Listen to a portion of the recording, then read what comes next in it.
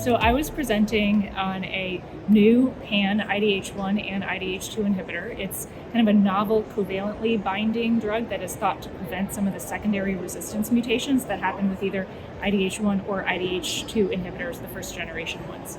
And so this was a phase 1 first-in-human dose escalation study of 130 patients. And so we overall provided the safety and some of the early PK data, including effective 2-HG inhibition, as well as some of the efficacy data.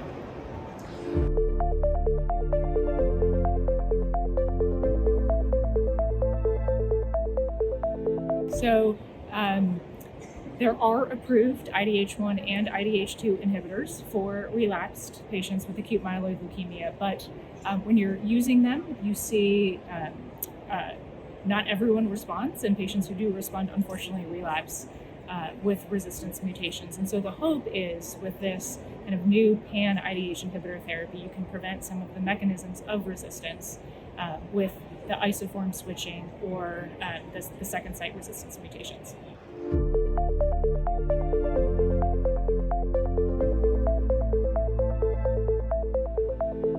It is an oral therapy. It's given either daily or twice daily, continuous, ongoing 28-day cycles.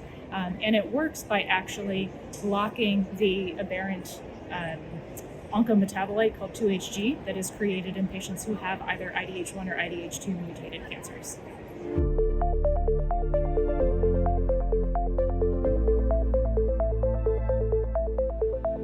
So it was a standard 3+3 dose escalation design.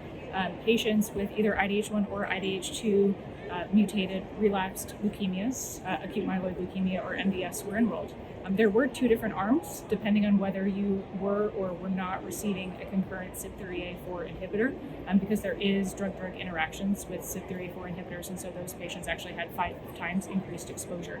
And so that was the standard study design, and we presented the end results of the initial dose escalation.